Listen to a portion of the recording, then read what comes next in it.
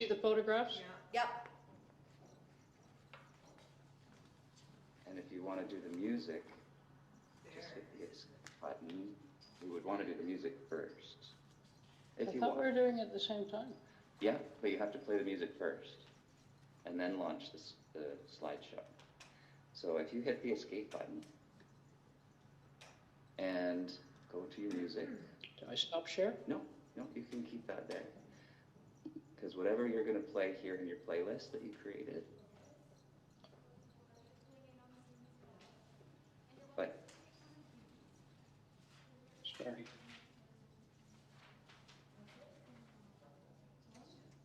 Wood River. But that's not what we're playing now.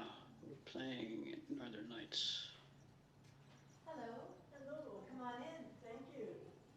I'm not necessarily going to remember any names of it. Catherine, I'm Jill.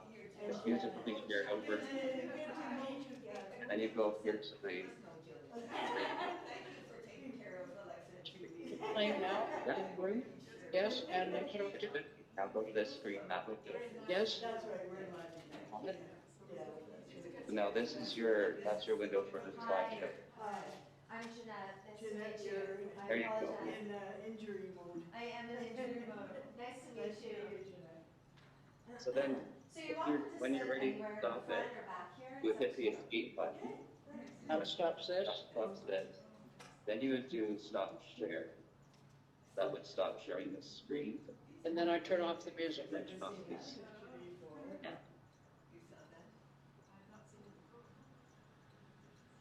Had you seen it before? Is that okay?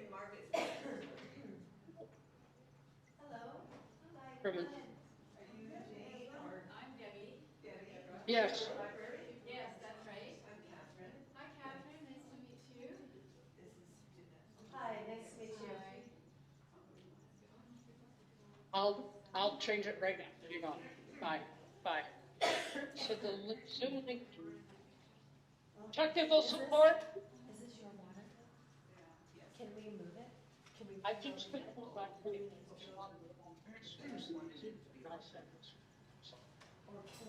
be fine, just not on this time? On my, it works going through that.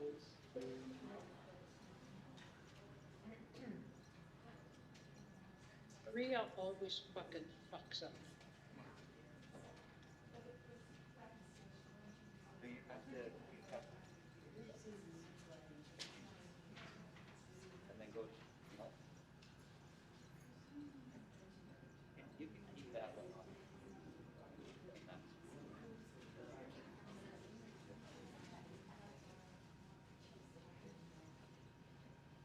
Sent it this morning.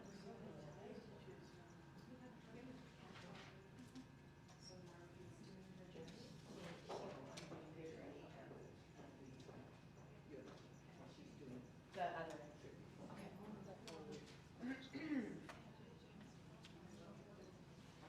Just a second. But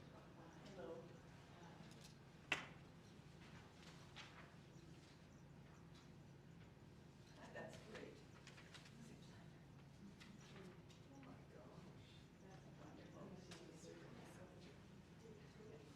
Hi. Oh, hi. I'm Jeanette. Nice to meet you. Welcome.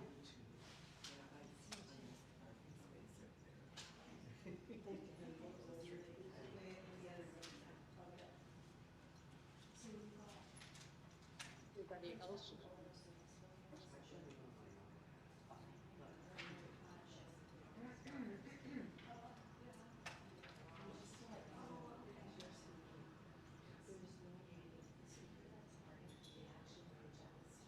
You don't have to worry.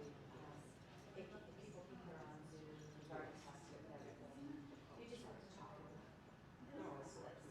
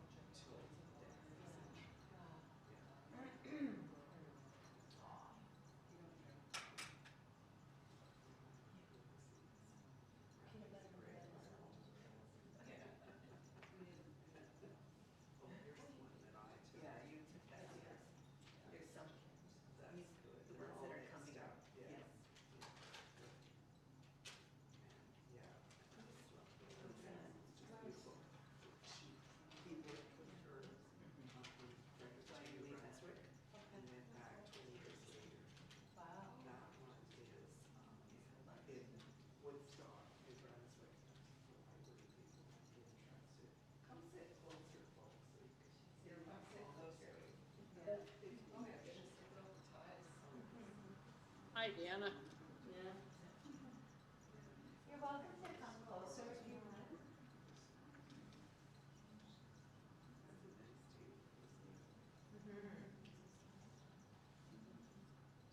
Hi. I think it's important for me to welcome all you people that are coming up on my screen. Wow. Hello, people called Kevin. Hello. Wonderful if you Hello, sat Rhea. closer to the front. Hi, Deanna. Okay. This is terrifying. They've never done service like this before using Zoom. So we're breaking new ground here. Hi, Coral. Hi, Greg. Oh, wow. Hi, Julien. Hi, Dan. Deanna, my God. What to say about this fellow, eh? If you guys want to unmute yourselves, you can speak. Perfectly okay. Everybody in the chapel will hear you. Oh, wow, okay. Sure, a good day to have a remote option with the snow coming down. Yeah. We have a four-legged one to take over the proceedings. We went to the symphony last night. People were sneezing and coughing. God, Oh. we woke up this morning feeling a bit, so we don't want to give it to anybody. We're out here. No kidding.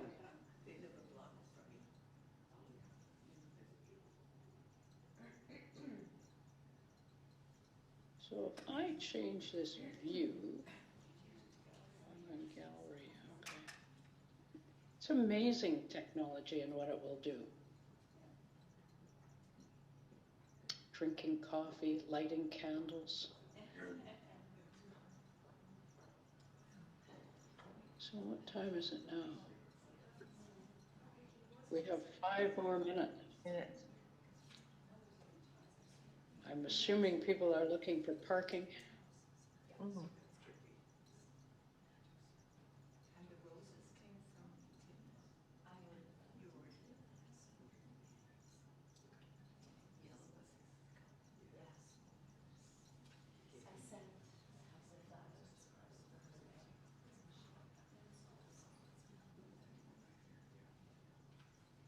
Rosalind, we haven't met before.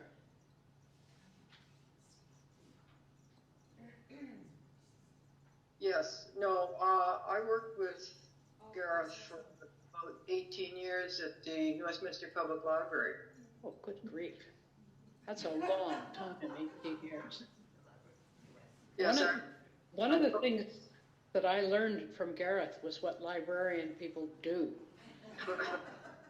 I am amazed at you guys. I never understood any of that, and I never understood that you were a bunch of rebels. in a very understated way. Oh, yes, really. Really. So, yeah. Yes. That's one of the things that Gareth and I had in common. We both worked in libraries before we became therapists. Oh, another rebel. Okay. Yeah, we loved talking library stuff, so that was really nice.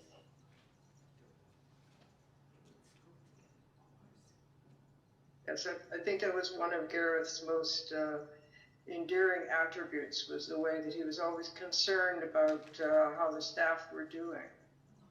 Oh, yeah. Oh, yeah. Yeah. Hey, you with the 4 legs. Sorry, I have to throw the cat out. Thought she was talking about us. Hello, Don. Hi, Don and Kevin. Margaret here. Way back. Yeah. Integrity days.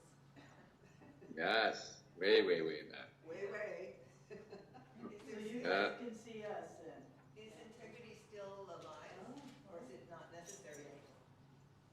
Now we kind of met our goals, and Yeah. we were all getting a little older, not much, but a little older. Groundbreaking stuff. Yeah. Mm-hmm.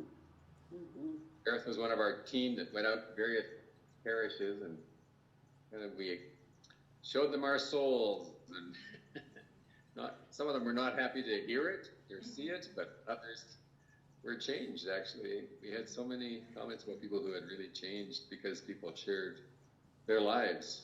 Yes, yes. And it made it wasn't a big argument, a big debate. It was just, here I am. Made you people. Yeah. Changed categories. Well, now we have the Anglican Church. The one thing that they managed to do that kind of got them moving on and being a bit prophetic, but other ways maybe not so much, at least that way. So, How many people are in person? I can't tell. 11 Oh. yes, Carly. Sorry? We have 11 people. Okay. Pretty good. 6, 8, 10, 20 people here. So there, how many people on Zoom? Oh. We have, not counting Tim and me, we have 1, 2, 3, 4, 5, 6, 7, 8, 9, 10, 11, 12. 12. Fantastic. Oh, nice. Alexa and Judy aren't here yet. No. I think it's easier speaking to a small group. Oh, screen just got bigger. Goshka is here. Oh, gosh. So, and Diane will be able to.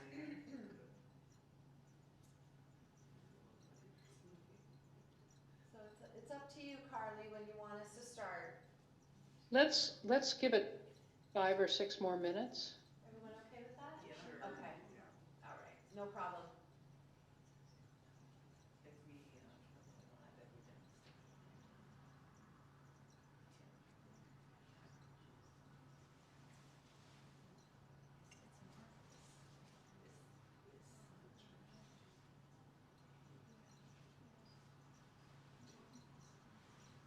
Diane is on. Yeah. Oh, yes. Diane, let's see you. Turn on your video, Diane.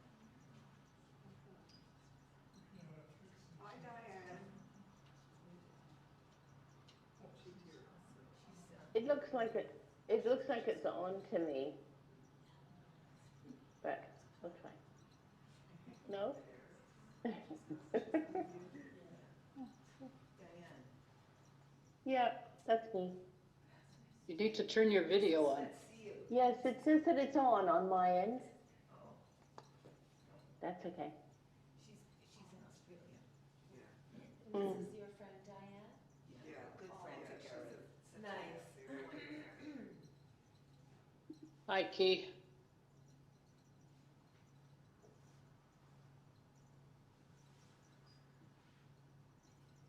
Catherine, do you have a cell phone for Judy and Alexa?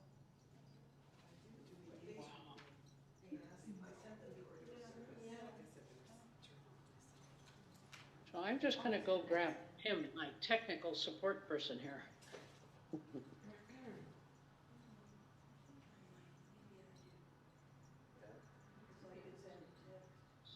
Run the show. How about I sit in this chair? How about if you sit in this chair? Well, because the people want to see you.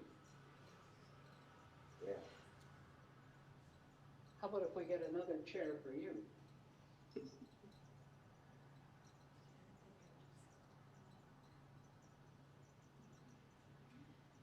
Where's everyone dialing in from today? We're on Vancouver Island.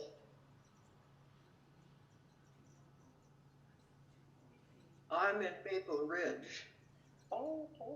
Thank you. out in the hills. Yeah.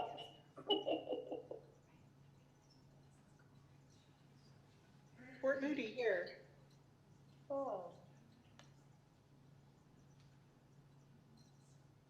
Hills, UK. where? Oh, wow.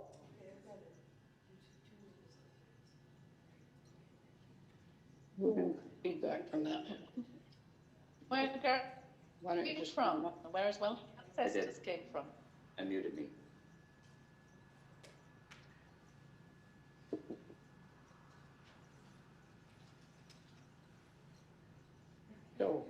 do I do now? Do I play something? Oh, we can stop sharing the slideshow. I'm not sharing it. Oh, I don't think it's on right now. So It's that's not okay. on right now. So you can mute all. I'm going to mute you all, you guys. Okay.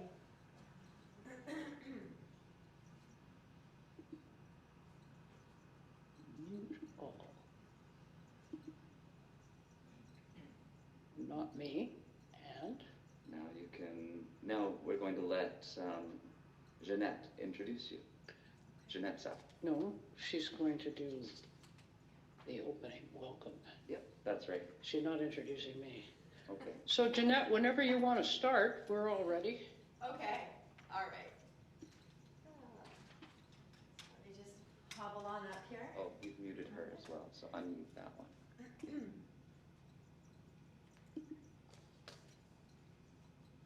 And I need the music there.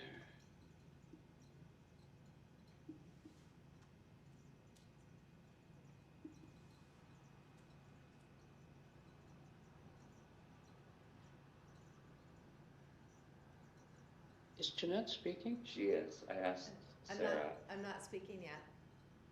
Good. Oh, okay. Can you hear me now? We can hear you perfectly. Okay. All right. Good morning, everyone. Welcome. This morning, we celebrate a man, a friend, a partner, a colleague, an extraordinary human being, Gareth Llewellyn. Thank you for giving yourself the time to honor your loved one today in this shared space here at Kearney's. And to our friends that are joining us from far away today on Zoom or on live streaming, we thank you. While we come together individually, not knowing others here, let us remember we also have come together this morning as a community that is grieving a loss. Today, my hope is that you will feel peace and comfort and share time for personal reflection and meaning, and maybe a few fun surprises along the way. Gareth was a collector of many things, but the one thing that he loved was ties. And as you can see here today on this table, there are many ties to choose from. So our hope is that when you leave here today, that you will take a tie with you in his memory. Now I invite Carly to play a song for our opening today. It is called Wood River. You also were given handouts of this song as well. Okay, Carly? Doing it. Sorry? Shrink your window. The green one. Just a sec, guys. There we go.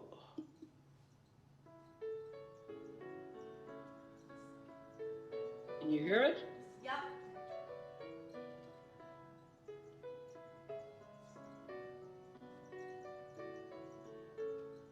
Won't you come with me where the Wood River flows, watching me and the snow as the sky turns from red to dark, and as that sun goes down, throw our arms around each other and tell the breeze that a deep heart, 'cause the heart is bigger than trouble, and the heart is bigger than doubt, but the heart sometimes needs a little help to figure that out.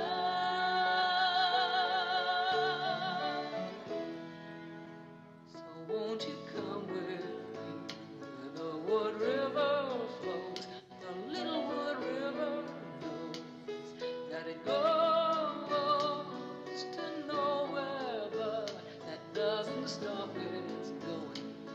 them willows growing, or all of the lovers showing their hearts to each other there.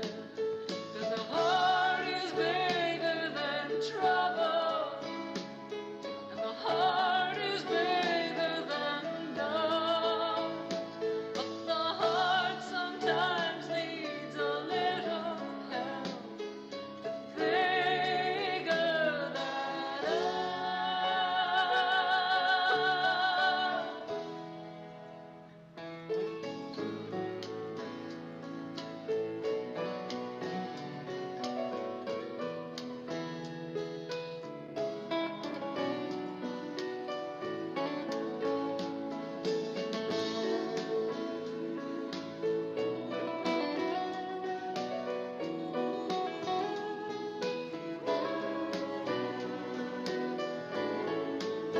Because the heart is bigger than trouble, and the heart is bigger than love.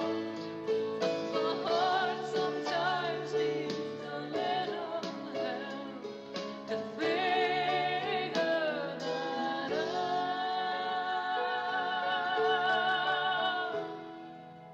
So won't you come with me where the wood river flows, the little wood river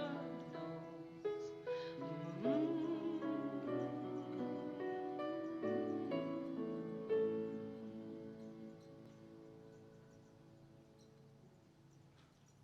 Now what?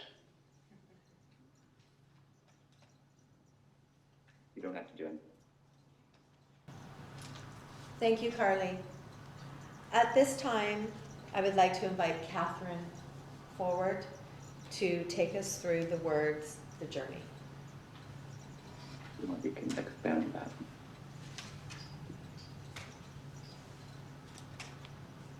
This poem is called The Journey by Mary Oliver. One day, you finally knew what you had to do and began. Though the voices around you kept shouting their bad advice, though the whole house began to tremble and you felt the old tug at your ankles. Mend my life, each voice cried. But you didn't stop. You knew what you had to do. Though the wind pried with its stiff fingers at the very foundations, though their melancholy was terrible. It was already late enough, and a wild night, and the road full of fallen branches and stones. But little by little, as you left the voices behind, the stars began to burn through the sheets of clouds. And there was a new voice, a voice you suddenly recognized as your own, that kept you company as you strode deeper and deeper into the world, determined to do the only thing you could do, determined to save the only life you could save.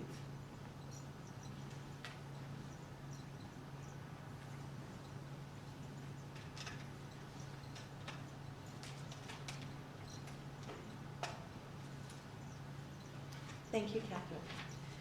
At this time, we're going to listen to a musical reflection called The Squire's Wood.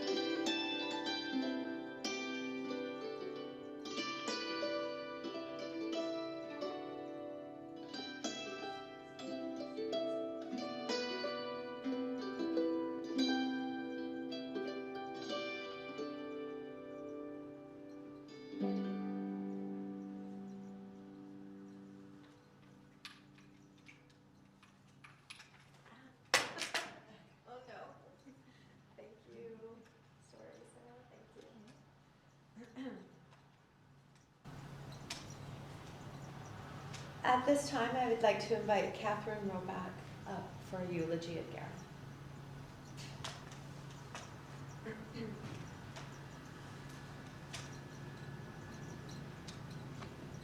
Hello. Just an alert.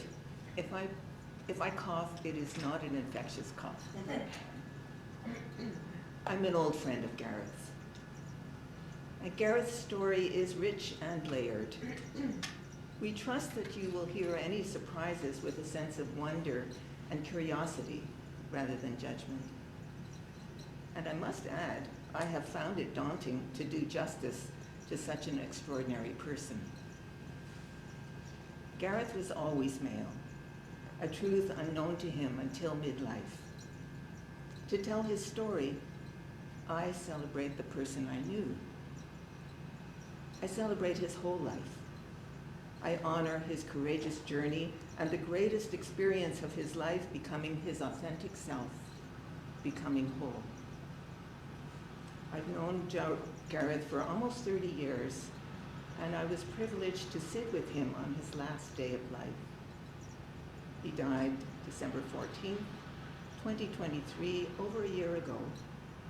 Our grief at his passing softens. Still, his legacy lives on. His story needs telling. His tributes want sharing. First, some context. Gareth's father, Thomas Lay, immigrated from Wales after the war, stowing away in his constable uniform on a ship bound for Canada. Now that takes guts. He married his lab technician bride. They raised their child first in Calgary and from the age of 3 in New Westminster. Gareth's maternal grandfather had a photography and shop and gallery in Banff, and Gareth has always had an affinity for mountains. I first met Gareth in 1996 when he was known as Lynette during an ecumenical women's spirituality weekend hosted at the Vancouver School of Theology. Lynette was then active in the local Anglican Church, and as her spirituality evolved, she wondered if without that status and purpose, her identity might disappear. At that time, Lynette was working in the New Westminster Library. She worked there from 1979 for about 23 years and stayed in touch with colleagues afterwards. And just this week, tributes from colleagues had poured in, a testament to enthusiasm and humor and grace. At the circulation desk, she delighted in her brief connections with patrons and their stories. Indeed, books and libraries have been a great and deep love, and a first career of love in action. After training as a library technician in Ontario in the early 70s, Lynette served many small New Brunswick communities. She also maintained a library van to bring books and their stories to remote villages. Fantastic. She spent 3 years on Grand Manan Island in the Bay of Fundy. And as a strong sign of her love of island and islanders, she bought coastal property on Isle Madame, just south of Cape Breton. As an aside, in 2000, Gareth, Margaret, and I were traveling together in Nova Scotia. On Isle Madame, we wanted to walk the waterfront land that Gareth owned. To reach it, we had to cross the property on the plateau above. He knocked. Hello, I am Gareth Llewellyn. I used to be Lynette Lay. I've changed my name and my gender, and I've come to visit my land down there below yours. And the woman responded, well, come right in and have a cup of tea. Gareth had returned from New Brunswick to BC around 1979 to support his mother, ill with breast cancer. She recovered then. Later, her death in 1998 marked a turning point. Indeed, a tectonic shift. He was now freed from his mother's distrust of men. In therapy, the therapist voiced a concept called gender change. Gareth told me then, suddenly my chains got rattled, and rattled me until I explored myself and my identity. Canadian author Anne Michaels writes, there is a moment when your life must become your own. You must claim it from all the other stories you've been given, that have been handed down or thrust upon you, or that you've been left holding while someone else claimed theirs. That moment came for Gareth. In my mind's eye, I see Gareth's contour journey as unravelings with endings, with confusing periods where nothing's the same and yet the future is not yet revealed. One time, Margaret and Gareth and I were walking on English Bay. Which washroom to use? I see his sacred life cycle as a current through many transitions of joining, of loss and change, always needing a river of faith that the changes will be safe, and also having the faith to receive those changes and those gifts of growth and wisdom.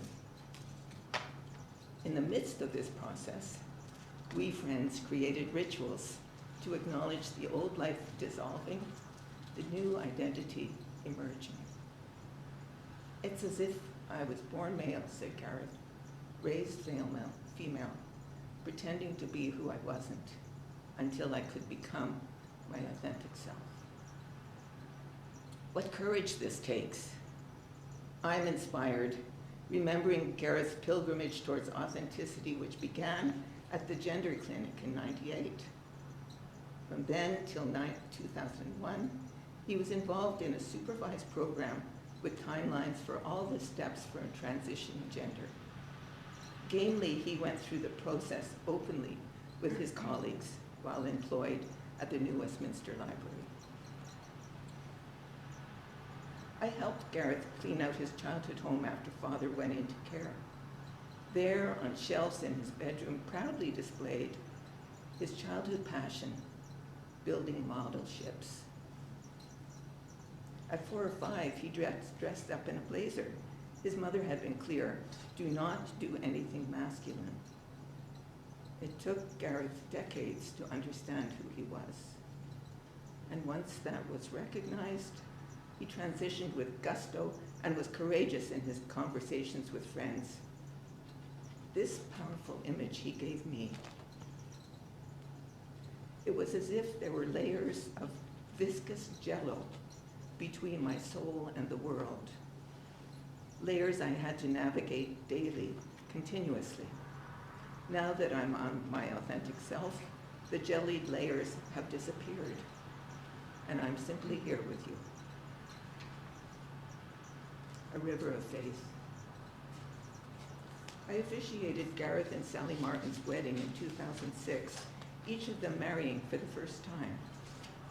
They worked well together, running programs for the Arthritis Society. Serving the community was both meaningful and enjoyable for Gareth. He spent many years volunteering on phone lines there and with community. He was an eloquent speaker. Gareth, cultured, well-read, a patron of the arts, theater and music and ballet, and a loyal friend, bringing bouquets for every visit, attending all my concerts when able. He was so generous, sharing his far too many books with friends. During one of his moves, here's a little story. We, his friends, formed an assembly line, passing countless Woodward bags of books from hand to hand to hand. His tiny apartment in the West End was stuffed to the gills. Gareth was also generous with his experience, time and skill spent volunteering and running groups. He cherished his friends, old and new, and sensitive. He had that, it's a gentle, intuitive way he had when he, drawing people out beyond their masks. What a gift that was when he changed careers, trained as a clinical counselor, specializing in chronic pain, and went to work at Shares. Chronic pain, debilitating pain. Yes, he suffered with psoriatic arthritis, although I never heard him complain. Pain is exhausting, as we know. Naps and chocolate bars helped. Snickers, Mars bars. There were surgeries, steel plates in his hands and elsewhere. Surgeries all endured with courage. Then, the dreaded diagnosis, cancer. It seems improbable that out from Gareth's cancer diagnosis, a whole new world opened up. As the counselor noted in the cancer clinic, cancer changes everything. It does. After separating from Sally, he nurtured his birdwatching passion while kayaking with Carly on branches of the Fraser River, traveling to Haida Gwaii and other wilderness areas new to him, even learning to swim for the first time in his early 70s. Courage? Well, trying to learn to swim, in swimming lessons with small children. He became an adventurer, zip-lining in Whistler, hankering to try ever riskier zip lines. He was filled with excitement and wonder at all these new experiences. The river of faith he embraced for safe change held him through his last years. Gareth and Carly committed to one another about 6 years ago. They made a solemn agreement to work on their relationship. And here I applaud Carly's devotion to Gareth. She took good care of him during his illness. Carly describes Gareth as gutsy and brave, living with a towering strength of character. He was such a nice guy besides. They worked out a rhythm to manage Gareth's treatment at the cancer clinic while respecting Carly's medical need for safety. One year, I received a note from Gareth. Quote, Gareth asks himself, what does it mean to love well? He found wisdom in Richard Wagney's book, Embers, and I quote, me, tell me about love. Old woman, it is our only choice. Can you think of a better way than to live in gratitude? Can you think of a better way than to be kind and loving and compassionate and respectful, courageous, truthful, forgiving? Can you think of a better way to breathe than through all of that? In closing, a personal note. Gareth had given me a powerful legacy, a compelling need to explore deeply, the courage to risk needed changes, to count on support with others, to trust. I ask, what is his legacy for you? I am grateful for our decades of friendship and to have shared his river of faith with me, the gifts of growth and wisdom. Thank you. Thank you.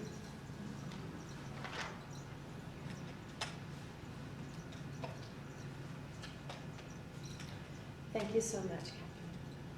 At this time, I invite Carly Truman to do a reading, Wegamus reading, and follow that is a tribute by Carly.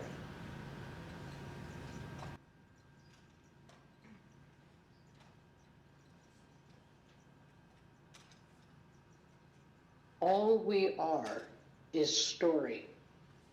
From the moment we are born to the time we continue on our spirit journey, we are involved in the creations of the story of our time here.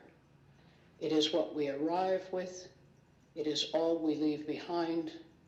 We are not the things we accumulate. We are not the things we deem important. We are story, all of us. What comes to matter then is the creation of the best possible story we can while we're here. You, me, us, together. When we can do that, and we take the time to share those stories with each other, we get bigger inside, we see each other, we recognize our kinship, we change the world, one story at a time.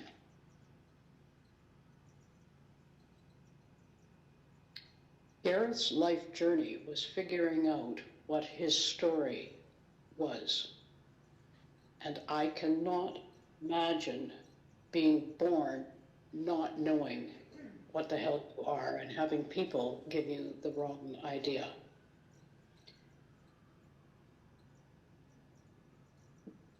Some of you have heard things here about Gareth that you haven't heard before. And you may be saying to yourself, hold it, how do I fit this all together? That's not a question about Gareth. That's the content. But the problem that you might be having with confusion is, what category do I put him in? And when you think about it, when a child is born, the very first question that's asked is it male or is it female? And why do we do that? Well, if you think about it, because that categorization of a child tells us how we're supposed to behave towards them. It gives us the relationship. Why is there a feedback loop? Are we having a problem with a feedback loop? No, There's just, not at all. Okay. It's perfect. Okay. And so the question is, one or the other. And our minds go to duality, up, down, black, white, all this. Where does he fit? If you're thinking to yourself, I'm not sure what to do with this new information, that's always what we do when we get new information. We say, what's the structure of the story of the world that I've told myself, and where do I put this new piece of information? And we try and slot it in to the stories we've told ourselves. And if it doesn't fit, the next thing we do is we go, no. We reject it, we ridicule it, and we say to the person, you are wrong. Wrong, wrong, wrong, wrong. And this is what the real story is. It's not because that's accurate. It's because that's what we do. It's the easiest thing. And once you've done it, you don't have to think about it anymore. My suggestion to you is to get away from the duality. My suggestion to you is think of Gareth as a unique individual and put him into that category, and then curiosity is absolutely possible. Ask him what his experience was. Ask him what he did. And that way you can put him in a different way of thinking about him. I'm going to tell you a story about Gareth and me, and this is going to stretch the bounds of your credibility even more, because if you think what you've heard about Gareth is weird, it gets actually weirder. For those of you who are psychologists or counseling psychologists, here's one for you, because you're likely to have a knee-jerk reaction. I met Gareth. Why is that feedback there? I don't know. I met Gareth because I needed someone to help me figure out life. I was so sick I could barely walk across a room. And one of the stories that our society tells us collectively, and I suspect everybody here probably agrees with this story, and that is, it's the job of parents to help kids, their kids, fit into society and be successful. Protestant work ethic right there. There are other cultures in our society that say it's the job of the parent to help children figure out who they really are. Not something that happened in my family. And so when I was really, really sick, I had this idea that if I went and figured out how to engage with life fully, maybe what the doctors were trying to do for me would have a good field on which to work. It's an idea from Lawrence Lashan. He doesn't say, go get a counselor to fix you. He says, avoid counselors. They're going to try and meddle with your head. You need somebody to help you walk this path and ask you questions about what's really important to you. And you have to make a deal with them. They're not your counselor, and you're not their client. We don't do that in our society, and so off I went, and I came into the ambit of Gareth Llewellyn as a clinical counselor, actually by total accident.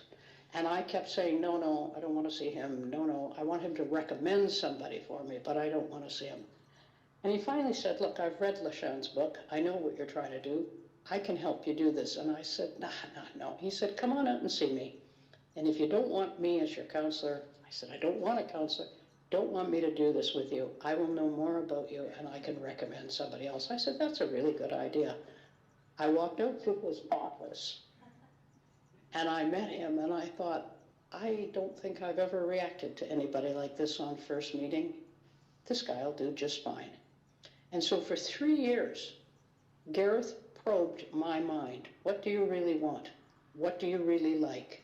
Okay, you study expanded consciousness. These are your views of God. This is what you do for fun. You seem to like water. And at the end of 3 years, I said, hey, I got a 5-week break here. It's a natural break. Thank you very much for your help. And I'm leaving. And he said, great. And I said, any chance of friendship? And he said, not a hope. I am your counselor. We don't do that. And so I said, fine.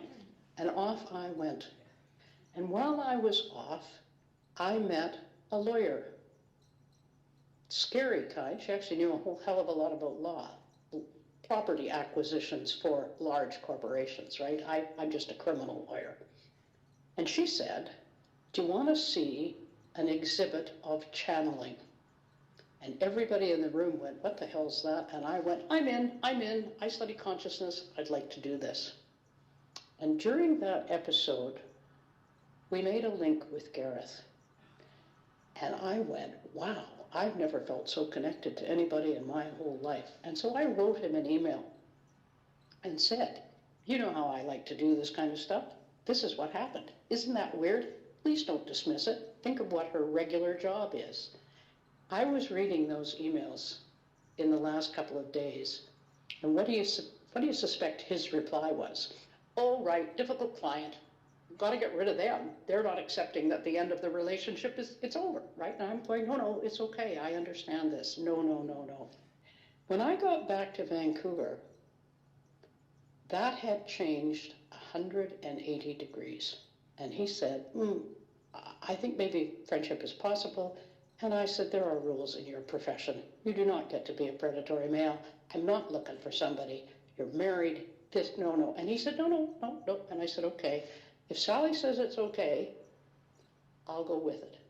And what Gareth really wanted, I mean, he might have thought I was a marvelous human being, but I sincerely doubt it. What he wanted was he wanted to talk about death.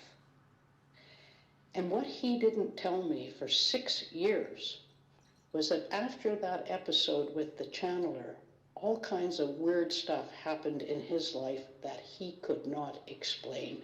He couldn't brush it away. He couldn't figure out what it was. And from what I can understand is he thought that it was the nearing death awareness, well known in a hospice setting, when you start raising your arms and talking to your deceased father, or just it's the veil gets thinner. And he was afraid, with his diagnosis of stage 4 cancer, he was afraid he was about to die. And so we started going for walks. And we talked about how to engage fully with life. We talked about life after death. We talked about any topic that he wanted to talk about. I thought he wanted to walk around the block, have a cup of coffee, and go home. No, he wanted to explore all of this. And so I wanted to make sure that he didn't get into the idea that maybe this was a date. And so I set rules around it. You had to have something philosophical to talk about. You had to have something funny so the other guy would laugh. It had to be in nature, and we had to do something that was fun. And without ever realizing it, we started to explore the world and say, what in the hell is out there? We looked at birds, we looked at fungus, we looked at absolutely everything, and we laughed because we tripped across kids' adventure playgrounds. Playgrounds for 6-year-olds. Can you balance on a beam that's 2 inches off the ground? Gareth couldn't, neither could I. And we ended up just laughing because we were just a train wreck when anything physical came by. And so, after a while, he started becoming interested in this consciousness stuff. And people that study that all agree with one thing. We have absolutely no idea how it works, why it works, where it comes from. We just know that it's really interesting to explore. And so he started taking courses in expanded awareness and consciousness, and he got really good at it. And he listened to the stories of the welcoming people there, mediums, people that went into other people's heads when they were, I mean, we just explored it all, and we all said, what the heck do you think this means? I don't know. That's a really interesting group of people. And you might think, Carly is a lunatic, let's get the white coats and drag her off. That group of people, you don't understand the concept of being in the closet? Those guys are in the closet. You want to talk to them about mediumship, they'll change the subject because you'll think they're weird. But Gareth got really good at it. And then one day, he told me a lie. And it was a little white lie, and it was an innocent white lie, and it was designed to spare my feelings. And it was an inept lie. I caught him at it, and I said, don't ever lie to me. I'm tired of men lying to me. Just don't ever lie. That's our relation. I'm not doing anything, but I can't stand liars. Don't lie to me.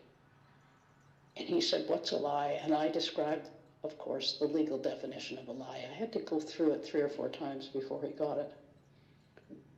He moved back to the West End. We kept talking, and one day, 3 o'clock in the afternoon, Gareth stole a kiss. I was so shocked by this, so surprised. He was off limits for all kinds of reasons.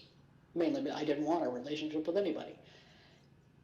He stole a kiss, and as an experienced woman of the world, I went, eek, and I ran away like some 13-year-old girl. I just went, ah. Then the amygdala stopped working, the prefrontal cortex kicked in, and I thought, what do I do now? I've never thought of him this way.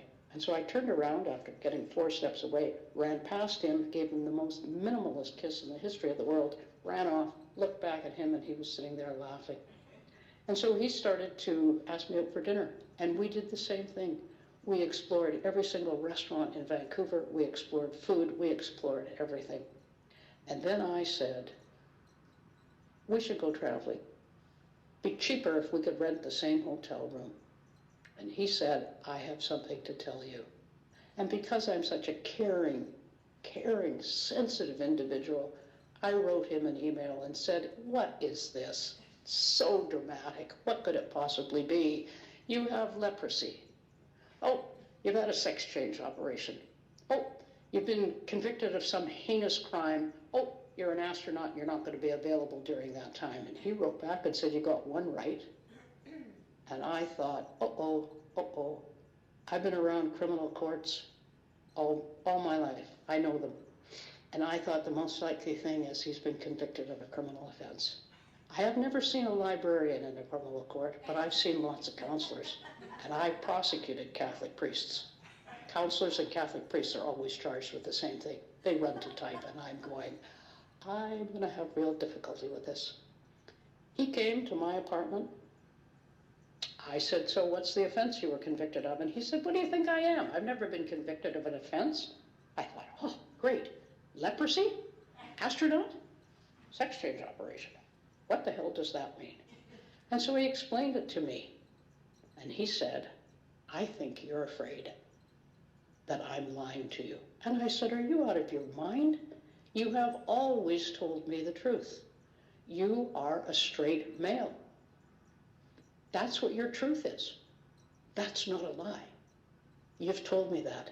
The problem that you have is that when you tell people that, they don't believe your story. Criminal courtrooms are full of trauma. And I looked at him and I thought, this is not a story about sex. This is not a story about categories. This is a trauma story. And I started to look at him and thought, my God, what have you been through where people tell you your whole life that you're wrong? Where do you go to figure it out? And in this process of planning for this ceremony for him, I realized why there were so many gay people in his life. Where else would you go if you were trying to figure this out? They would have open minds. They would have shared trauma stories. They would be supportive of you. And that's what he found.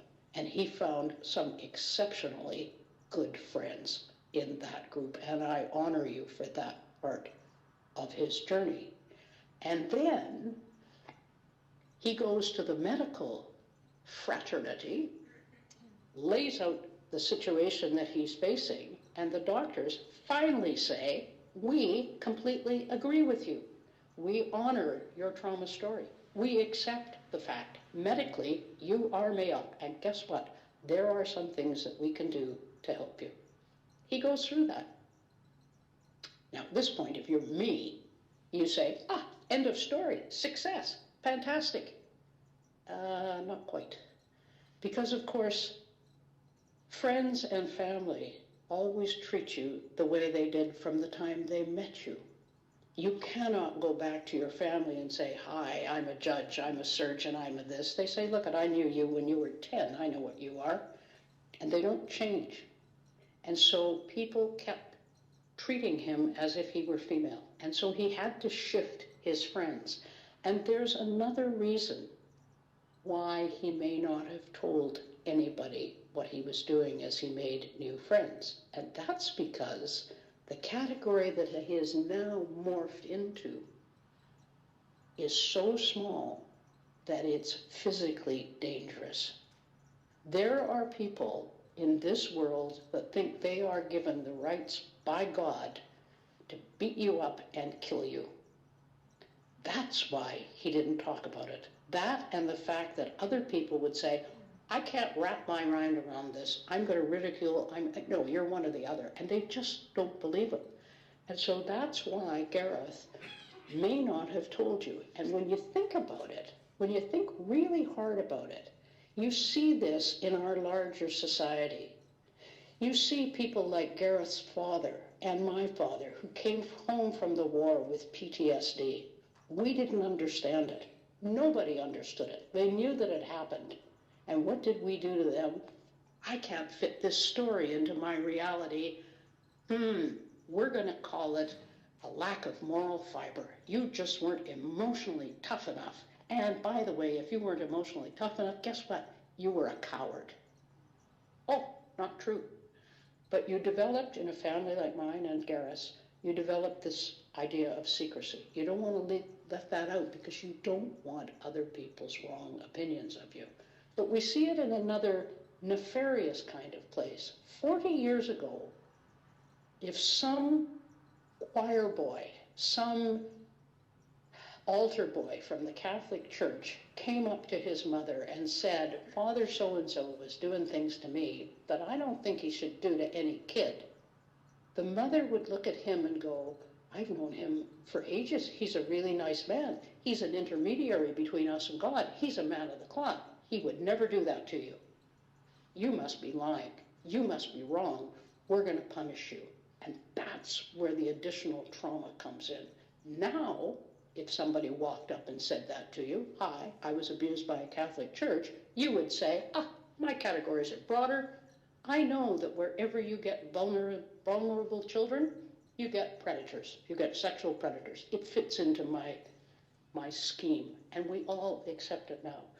So if you're wondering what you should do, think of it this way. Gareth became the man that he always was. It was a question of timing.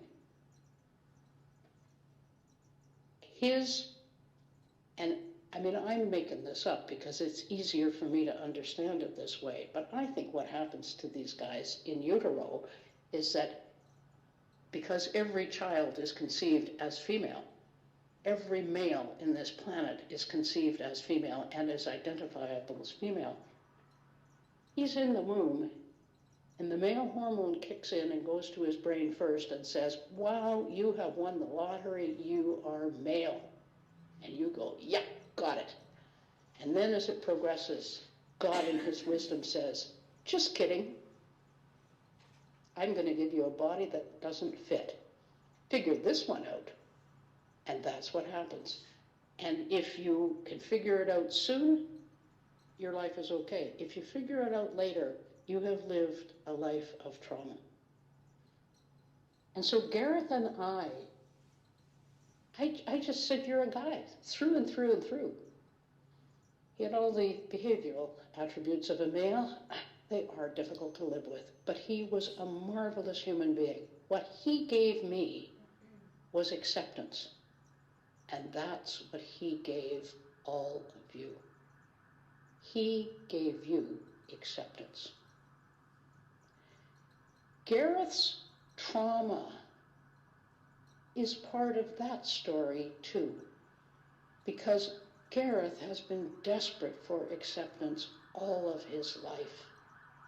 Gareth, one of the reasons he's such a nice guy is because his trauma style was please and appease. Anything you want's perfectly okay with me. I will never challenge anything. And when I started living with Gareth, I would say, what kind of toothpaste do you want me to buy? And he'd say, oh, anything you want. What do you like? And I'd say, Gareth, it was a simple question. What kind of toothpaste do you like? No, it's okay. Anything you want. And I realized, Gareth, it's an empty restaurant. Where do you want to sit? Oh, well, we could sit here, here, here. Gareth, just tell me where you want to sit. Oh, well, there's all the... Gareth, just shut up and tell me where you want to sit. And he would stand there absolutely frozen. He could not tell me what he wanted. And so I had to say, okay, we up the ante. If you can articulate what you really want in this world, I will move heaven and earth to get it. And he said, don't believe you. And I said, yeah. I think it took us 18 months for him to actually let that idea settle in. And he said, this is developmental trauma. I said, lay PTSD on top of it. And so we got him another therapist, and he started to resolve it all. Okay? We kept doing this, what we call woo-woo, and he kept journeying with his big snowy owl.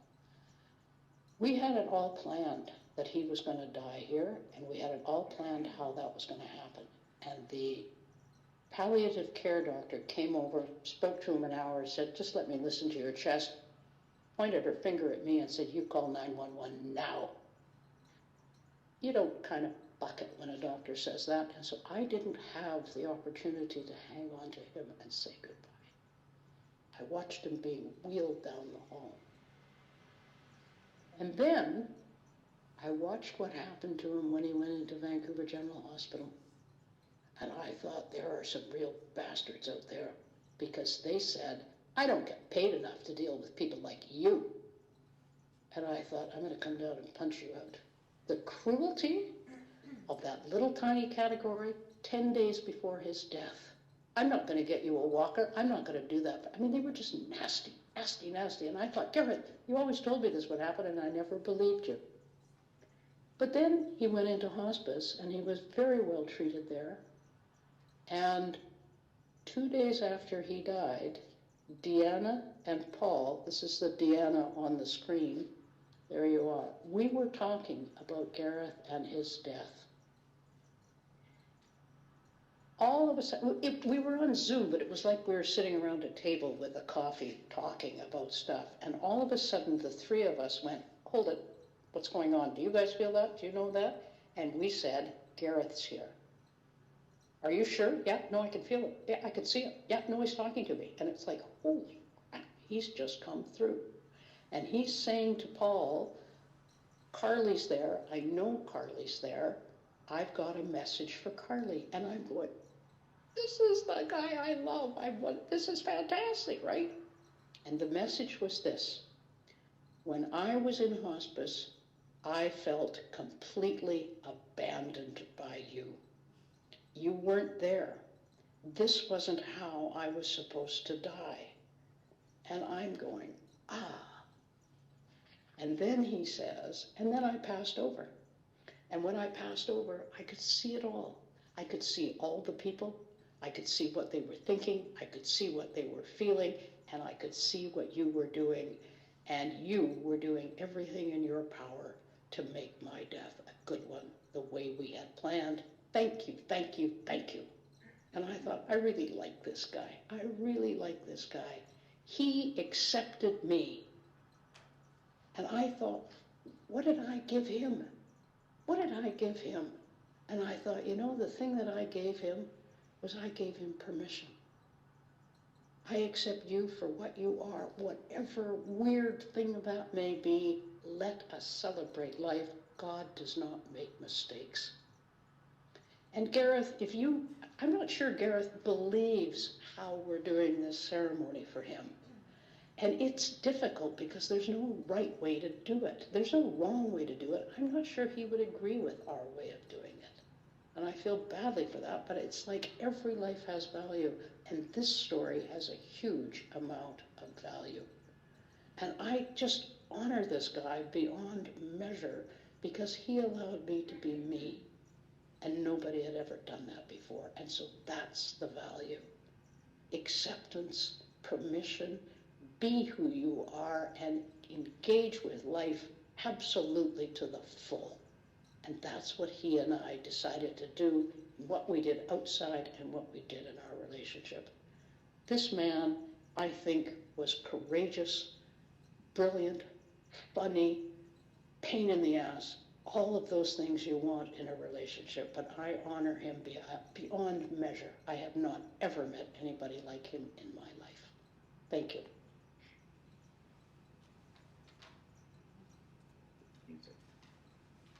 What are we doing now? From Carolyn's receipt. Thank you so much, Carly. Now we'll listen to musical reflection, Carolyn's Receipt.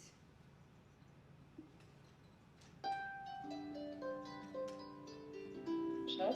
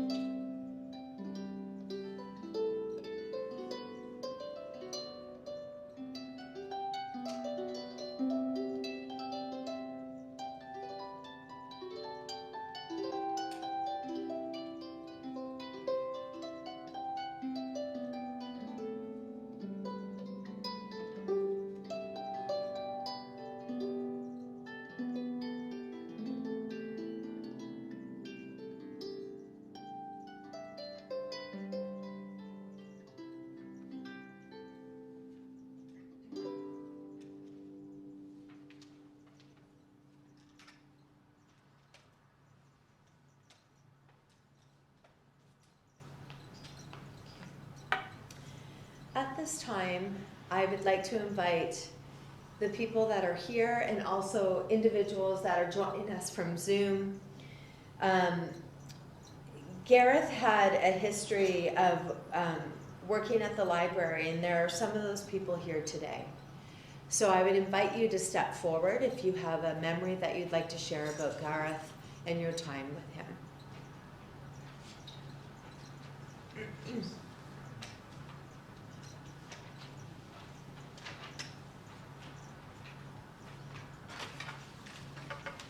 Don't worry.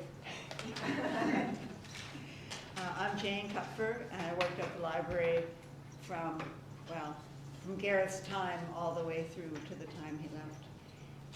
And listening to all these things, I have some memories that came forward, have some information. Of course, there's never too much information.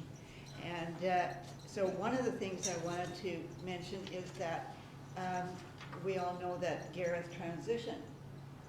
And Lynette was his name at birth. And Lynette and Gareth appear in the same Tennyson Idols of the King. And so that's why he went from Lynette to Gareth.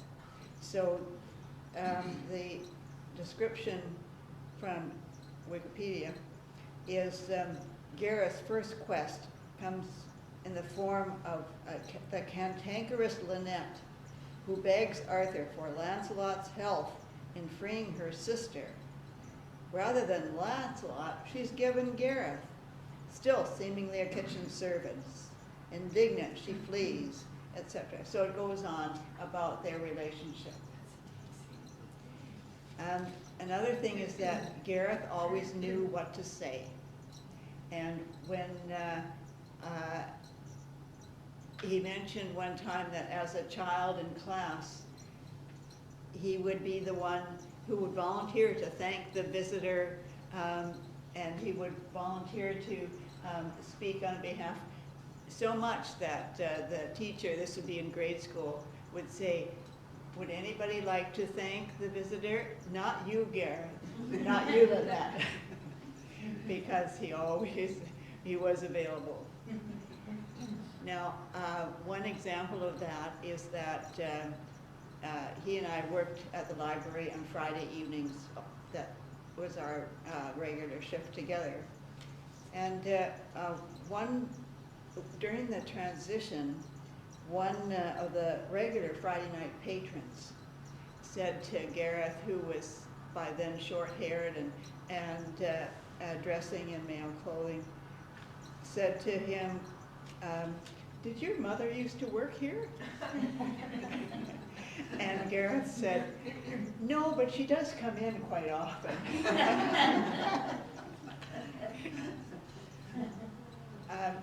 Looking at these ties, it reminds me of when Gareth went to wearing ties instead of scarves. Gareth collected things, as mentioned, and one of the things was a large collection of scarves, silk scarves and things. Well, there was a party, an event, I can't really remember the whole context, but these scarves were available for people to take as the transition proceeded. So yes, I still have that, and it's a nice memory. The other thing is that Gareth always kept a book of poetry in the car. So when there was an occasion to wait for something, there was always a book of poetry there. And was at the library, he was open about this exchange. So he said to the staff, ask anything you want, and was always very accommodating about answering. I don't know how many people asked or just accepted, because that's what we did, and that's what he did, is he accepted people as they were.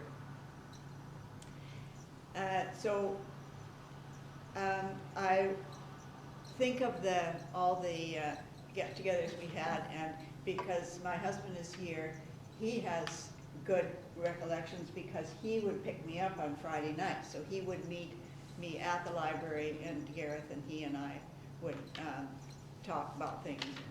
So that was, so there are a lot of people who would remember Gareth very well and remember the gracious person he was. Thank you.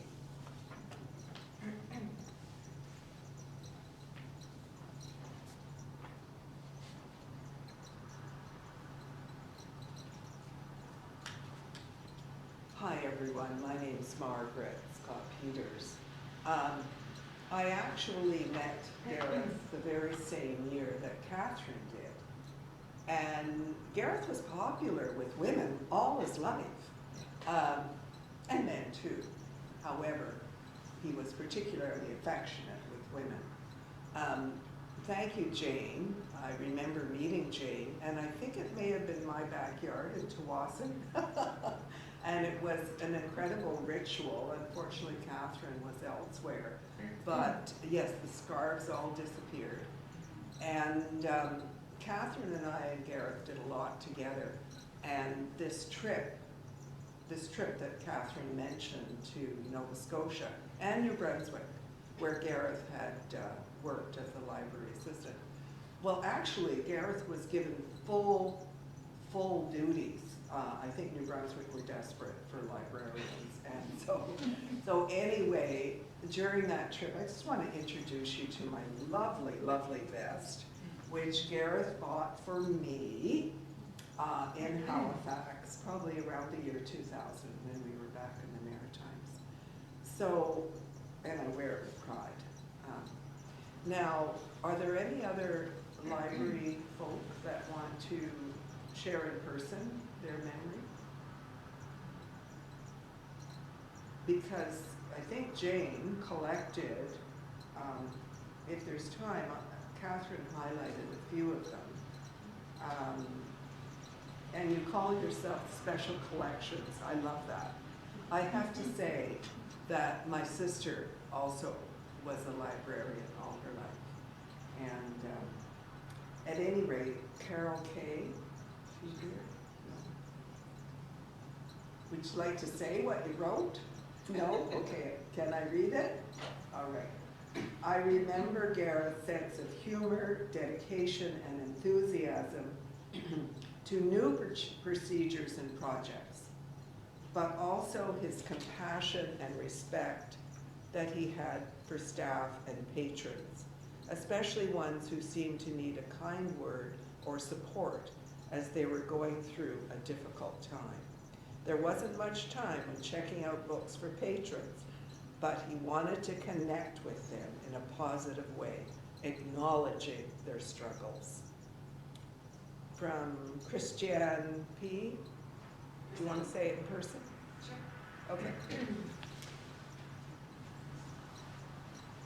Oh, I have to. Oh, okay. There you go.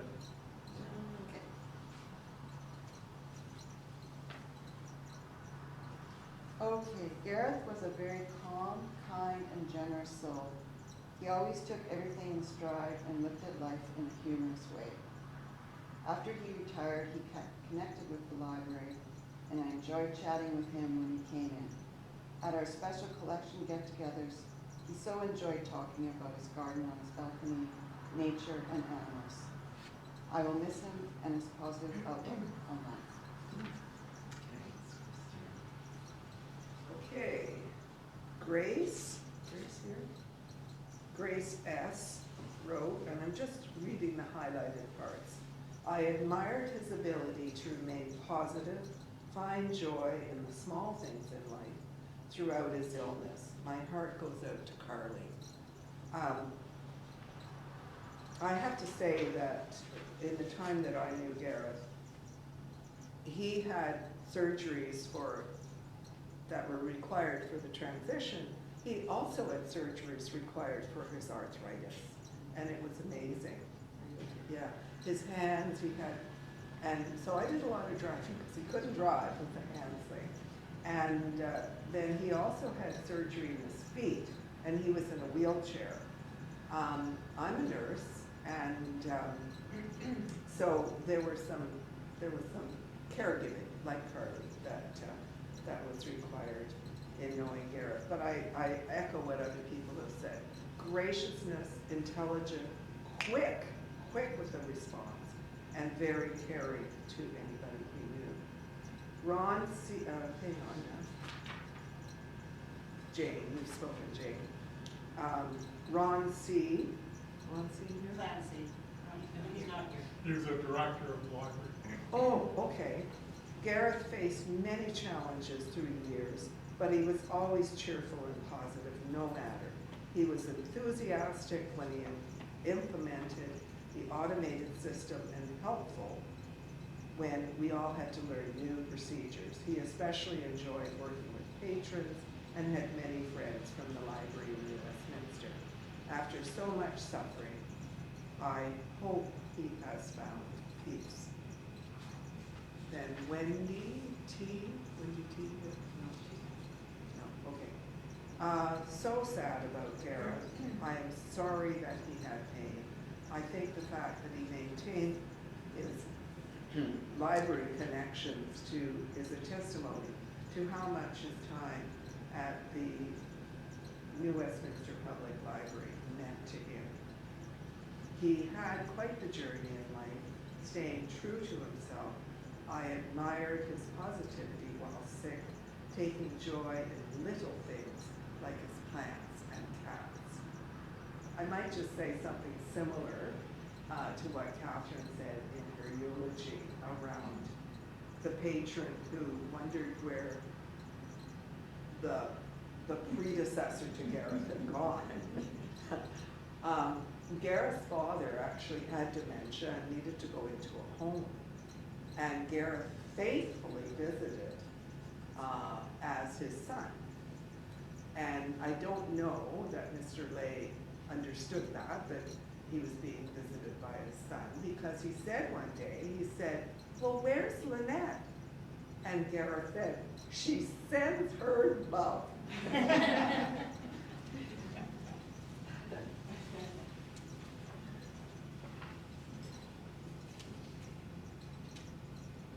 At this time, we're going to listen to another musical reflection, Carolyn's Ramble.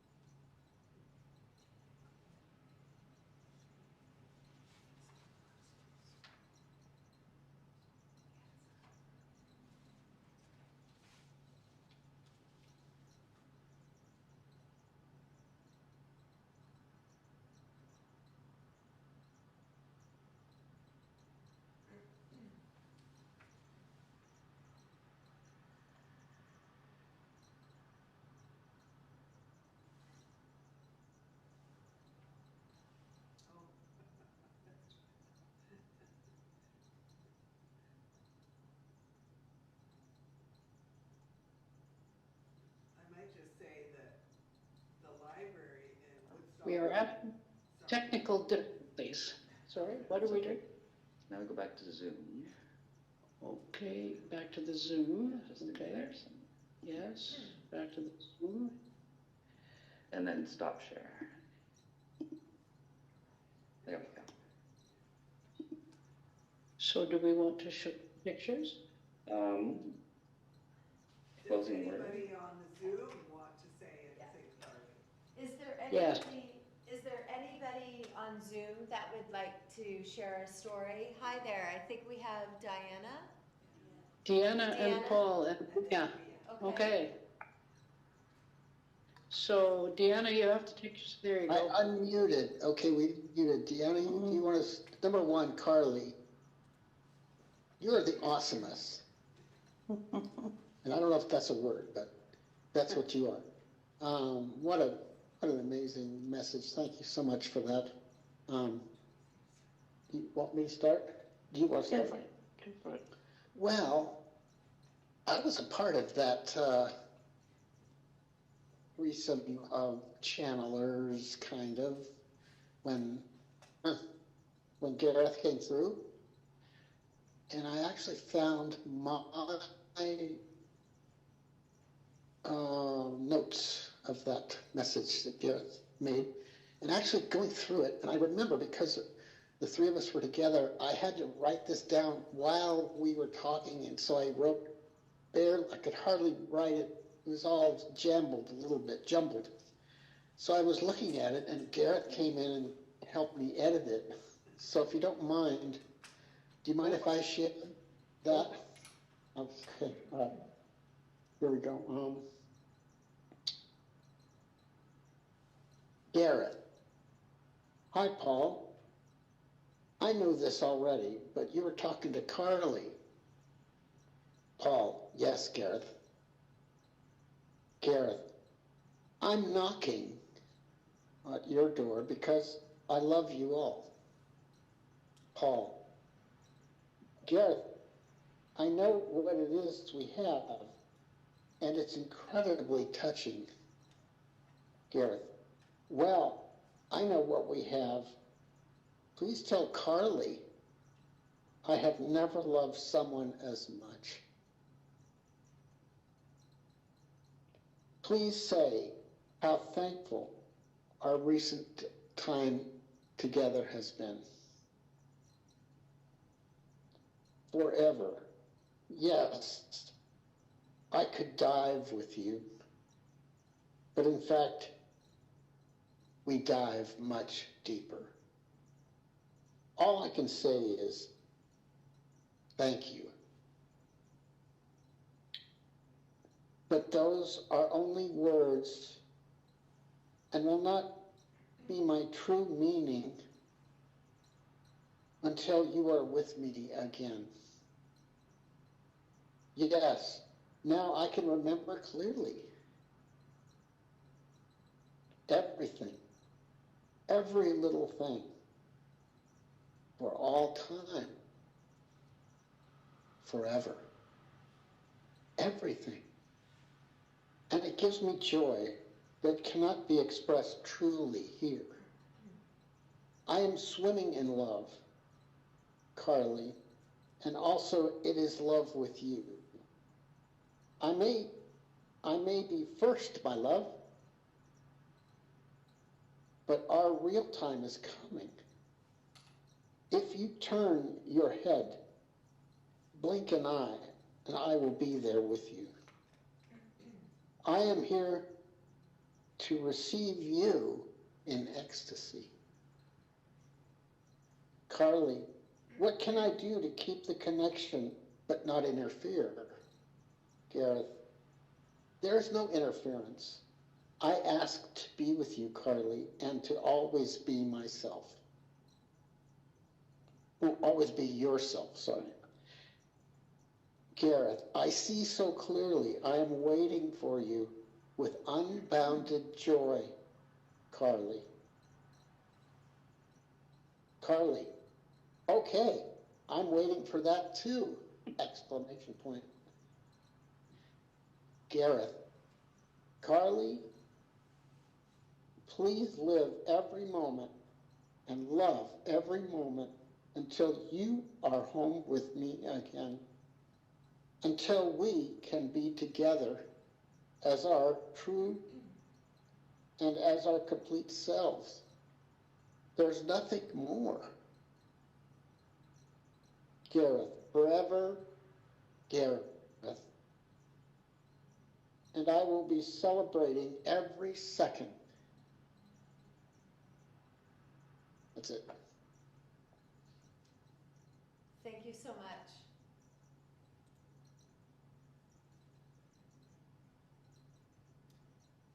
Is there anybody else that would like to share on Zoom? Rhea? Yes. Okay.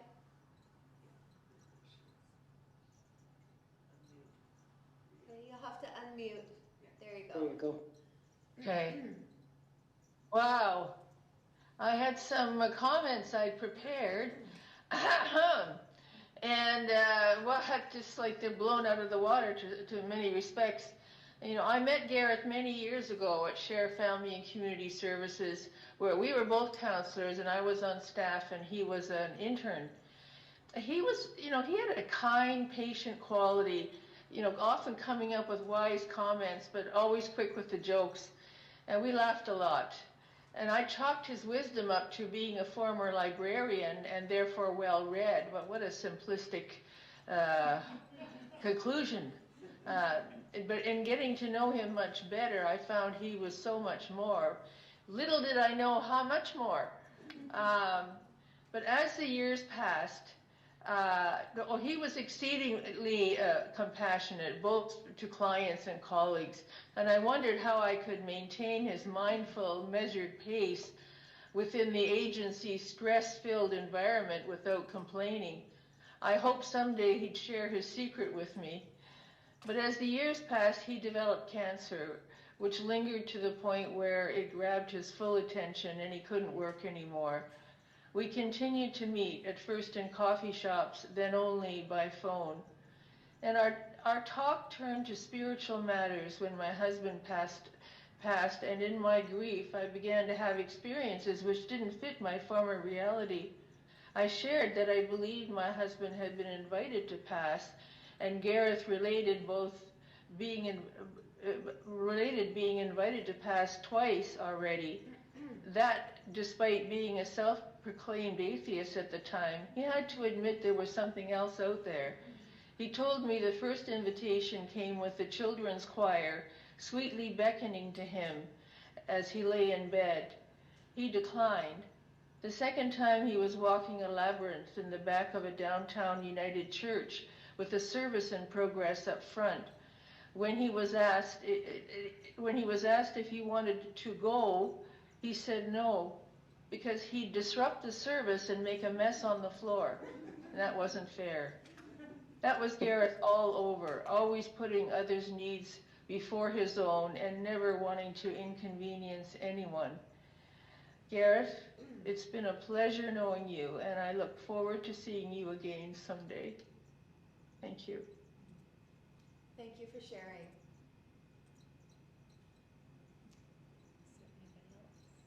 This is Diane. I'd like to say something.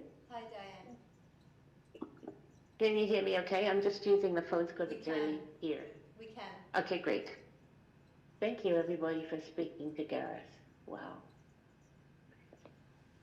I just have a couple of little things. I had a really nice connection with Margaret and Gareth, who came to the house where I was renting and had a big Thanksgiving, Canada Day, those kind of celebrations together. And often when I look back, a lot of our connection was around the table, around food, in different places where I was. We talked a lot about sex, we talked a lot about death, we talked a lot about our clients, people, the way people are in the world, and he had a great wisdom. And I feel I am a better person for knowing him. The other thing I think that it's been touched on here, but is that I met him a long time ago, And then I sort of re-met him in a completely different context. I was coming out of a relationship. I was coming out in the world. And I was really connected in with community and working on the Pride line there. And it was just a wonderful time for me at the time, before I started working there at the clinic and community. This was all separate, and he was also on the Pride line. And we did a lot of things together with another couple, Heather and Jan. We did all sorts of trans awareness workshops. We did all sorts of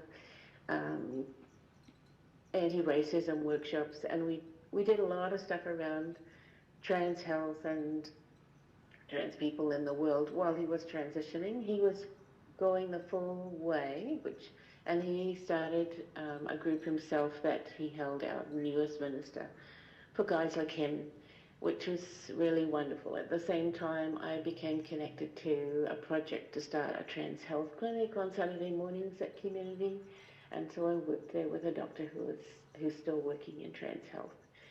So there was a sort of a parallel line for us, and I was really inspired by how open he was about, because he actually was one of the first people to really challenge people. Every time he presented himself and he asked for what he wanted, things changed and new words came into being and new ways of doing health in trans health came into being. He was actually really a leader in that. I think that's probably all I need to say today. But thank you. Thank you.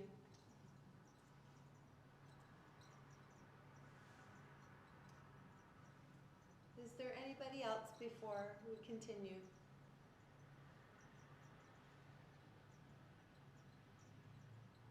Hi there. Deanna, do you want to say something?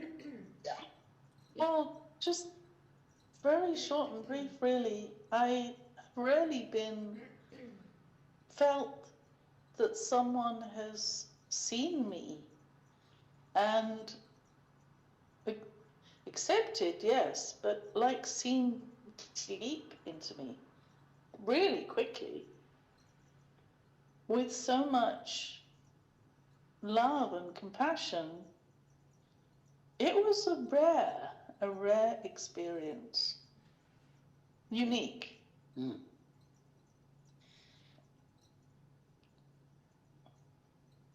Precious.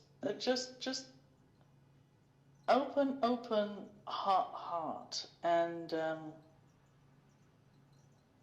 rare compassion, rare, wide, incredibly wide compassion and insightful. So thank you, Gareth.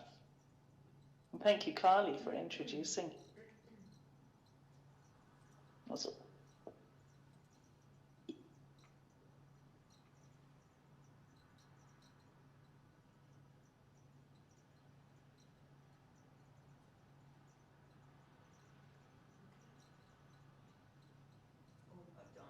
Dawn? Kevin and Dawn. Hi, it's Don. You know, our more extensive one step was really when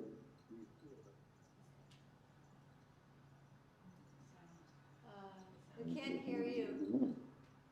and so Is this Kevin or Dawn? Dawn. this is Don here. Dawn, we're going to ask that if you stay in the position that you're in right now, and if you're able to speak about Gareth in the position you're in, we can hear you perfectly. But the second you move your head, we can't hear you. Okay. Fair enough. Thank you. Shall I recap briefly? Yes, please. Yes. Thank you. Okay. Our more extensive contact with Gareth was really prior to that part of his transition, and when he was with us in Integrity, which is the Anglican gay lesbian. We'd like to add transgender, but there was only a little bit of contact with transgender people when we were working within the church way back then. But at any rate, I just wanted to say that at that point I'll say she because she identified as really herself as someone who loved women. And that was kind of, she hadn't made that next step earlier on at any rate. We learned about it later, but not when we began working together in the Anglican Church. But I just want to say, I mean, oddly, even though it was just one step on their journey, it was kind of way back. You know, she and the rest of us had some impact on a fairly conventional operation in the Anglican Church of Canada, and we did, and I want to credit her with when she was Lynette to I want to credit them with this contribution to, we really made some, we precipitated some quite profound changes in a fairly stodgy church, you know, to the point where now the church even marries gay and lesbian people. We're not hearing too much about trans people at this point, but at any rate, I just wanted to say that she, at the time she, but now he, contributed to that whole process, which is really difficult in that rather than preaching at people, we presented ourselves as who we were. And how we understood ourselves at that moment in time too does change, as we're clearly aware of now. And so you kind of open yourself, and you knew you were going to get some hostility, but you did it anyway, because that's part of what we expected in some ways. But in the end, there was success. And now there are gay and lesbian clergy, and even a gay bishop out there in Ontario, and et cetera, et cetera. So things really have changed in that respect. And I really am grateful for Gareth's contribution to that whole part of the process of transforming a church, even, not without lots of hassle. Kevin and I were really honored to be invited to the celebration where she, as Linda, handed out or made available all of her silk scarves, and so we did leave with silk scarves from that event. It was quite delightful. And subsequently, one interesting thing was when Gareth was, I don't know how we heard about this. It must have been him, but they were going to do a presentation, and I'm forgetting even now kind of who was sponsoring it. But what was fascinating was a whole other thing got opened up, and that was because amongst the panel were these younger people than us, or me, who would call themselves non-binary, and it just, I mean, your mind just starts going, you know, to the other possibilities of the way people can be genuinely who they are. And I've had the joy of having students in I'm a psychology teacher, had some people in transition, and some people pretty much completed their transition in my classes, and it's been such a treasure. But I remember there's Gareth, and then there's these younger people saying, well, I'm non-binary. And I thought, oh my God, yeah, here we go. It just is so much more complicated than I ever learned when I was growing up. At any rate, I just really treasure her friendship and her comradeship, really, over some really challenging times in like I said, a fairly conventional church. Thanks, Gareth. I just want to add that it's been helpful to me to hear the explanation of distancing from previous friends. We experienced that and we felt such closeness to Lynette as Lynette. And when Gareth was transitioning, he also participated some with integrity for a time anyway in the transition process. And it was obviously difficult for us to call Gareth him, and we would make the mistake and and see the disappointment, kind of, I guess, in Gareth's face in that, in those moments. And so to hear that in becoming authentically Gareth, it was necessary to distance somewhat from people who couldn't make that transition. And it wasn't for lack of wanting to, I can tell you that. But anyway, I just found that a useful comment for us. Thank you. And thank you, Gareth, for protecting yourself.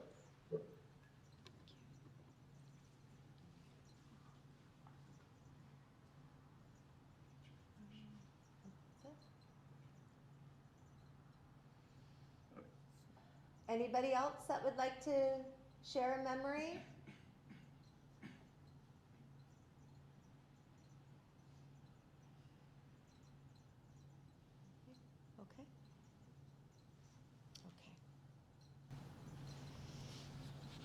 Okay. She's going to do it.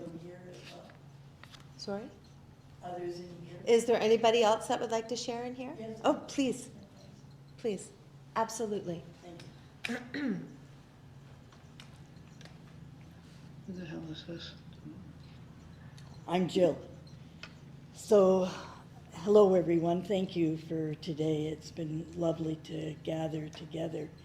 I knew Gareth, met first as Don and Kevin were speaking during the time that the Anglican Church was deliberating over the issue. And so we were in various discussion groups together and so on. And it never ceased to amaze me how Gareth was always positive, no matter what kind of responses and hostility we were facing. And then Janet and I moved to the Sunshine Coast, so we were kind of away for a lot of the period. We were there when Gareth first started to transition with integrity, but we had moved. And it wasn't until, because they were so successful and things moved along, I mean, at that point things moved along in society so quickly, before we knew it, friends were getting married. And that we went to a wedding of friends that were getting married, and there was Gareth there at Joan and Donna's wedding.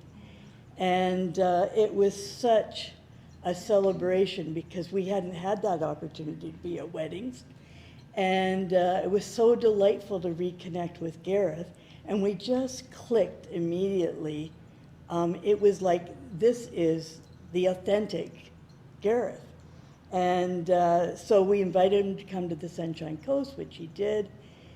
And then a few years later, when the church by then had also made the transition and was allowing same-sex blessings, that he came to our blessing at St. Hilda's in Sechelt, along on his arm with Sally, and introduced us to Sally, and they were going to be married that fall.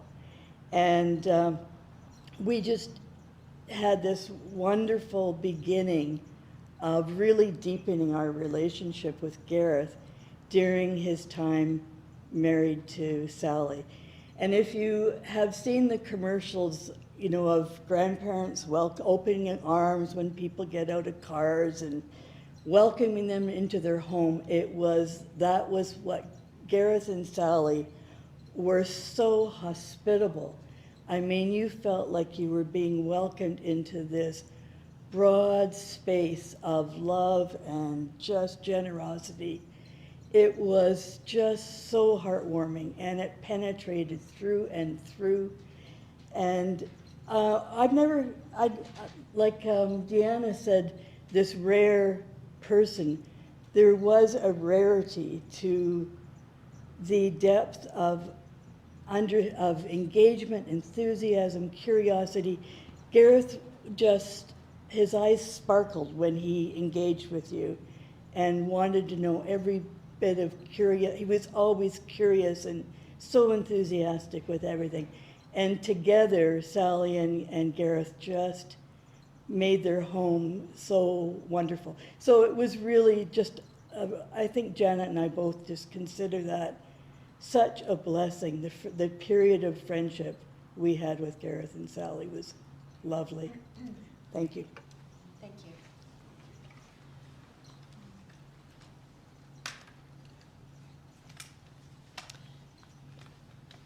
Have we captured everyone? Is there anybody else that would like to speak?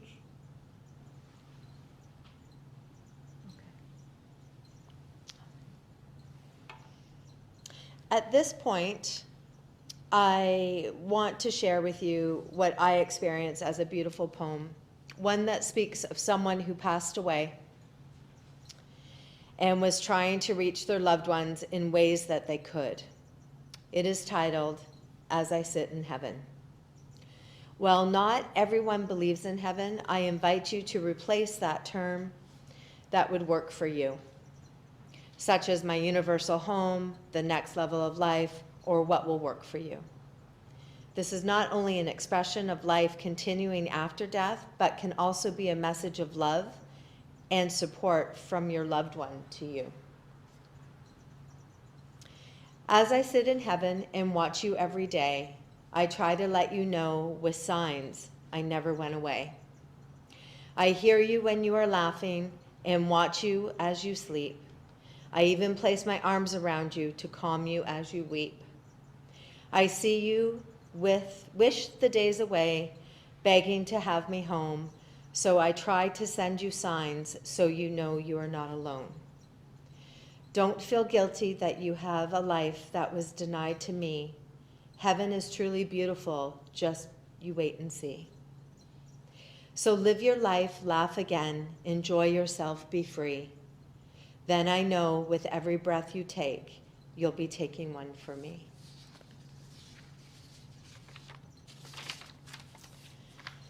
Today we have been remembering a life well lived. As I read this next poem, please take the time to remember Gareth in your own way, in your hearts. As I read this, I encourage you to close your eyes and just listen to the words as we remember him. The poem is entitled Slow Dance. Have you ever watched kids on a merry-go-round or listened to the rain slapping on the ground? Ever followed a butterfly's erratic flight or gaze at the sun into the fading night? You better slow down, don't dance so fast. Time is short, the music won't last. Do you run through each day on the fly? When you are asked, how are you? Do you hear the reply? When the day is done, do you lie in your bed with the next 100 chores running through your head? You better slow down, don't dance so fast. Time is short, the music won't last. Ever told a child, we'll do it tomorrow, and in your haste, not see his sorrow? Ever lost touch, let a good friendship die? 'Cause you never had time to call and say hi. You better slow down, don't dance so fast. Time is short, the music won't last. When you run so fast to get somewhere, you miss half the fun of getting there. When you worry and hurry through your day, it is like an unopened gift that is thrown away. Life is not a race. Do take it slower. Hear the music before the song is over. At this time, we will listen to our closing piece of music, and it is The Busker's Dream.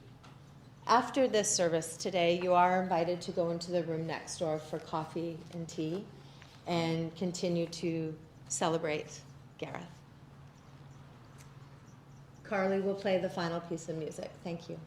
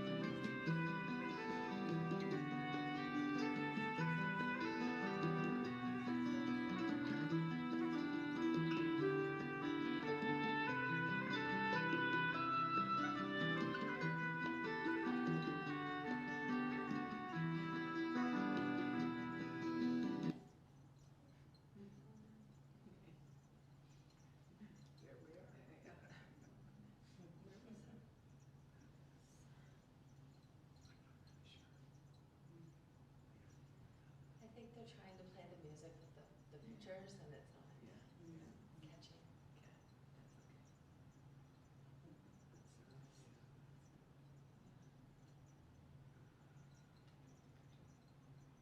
So we're invited for the tea ties, eh? What we'll do is Sarah and I will remove everything from the table so that the ties are accessible for you to take. Oh, when terrific. home. Okay. Yeah.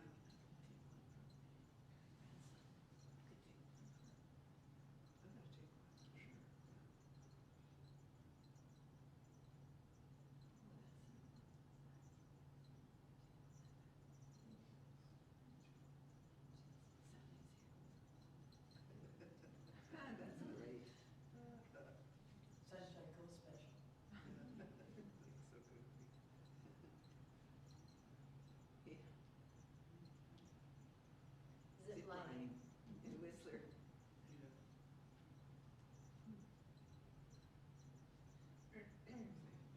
Wow.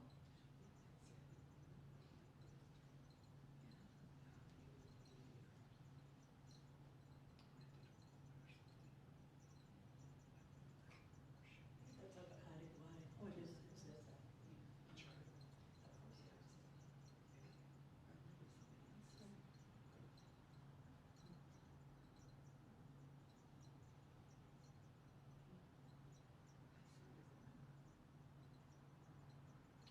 Wow. Yeah.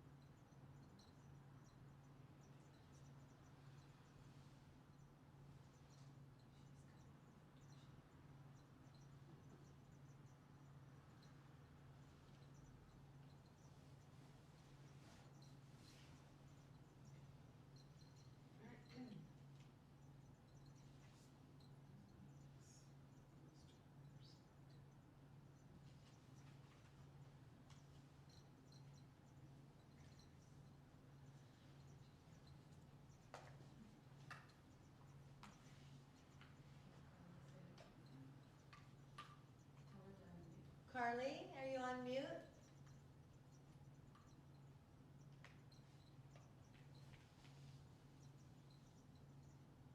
We can't hear you. You need to. How about that? Now we can hear you. That's great. Stop share. Just a second. Stop share. We'll leave it there. Oh. Yes, ma'am. So, at this point, this now concludes our service here at Kearney's. And Yep. the guests here are gonna go into the next room, if they're able, to have tea and coffee, and then grab some ties on the way out.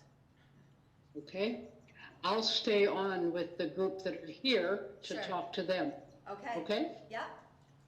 Okay. Thank you. Thank you. Thank you, everyone. Thank you for those of you that have joined us on live streaming and Zoom, and those that have attended in person. I should have said this earlier, but my name is Jeanette, and I'm the location manager of this particular chapel. And I was asked to MC today, and I couldn't be more proud to be here and to be a part of this service. So I thank you. It truly was an honor to be with each and every one of you today, and also with Gareth. thank you for that. Thank you. Thank you.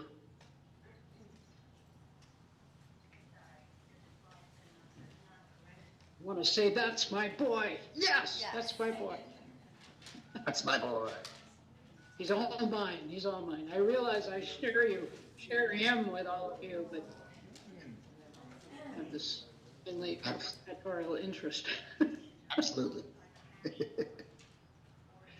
So, what a guy. Yeah. I wouldn't have missed him for the world.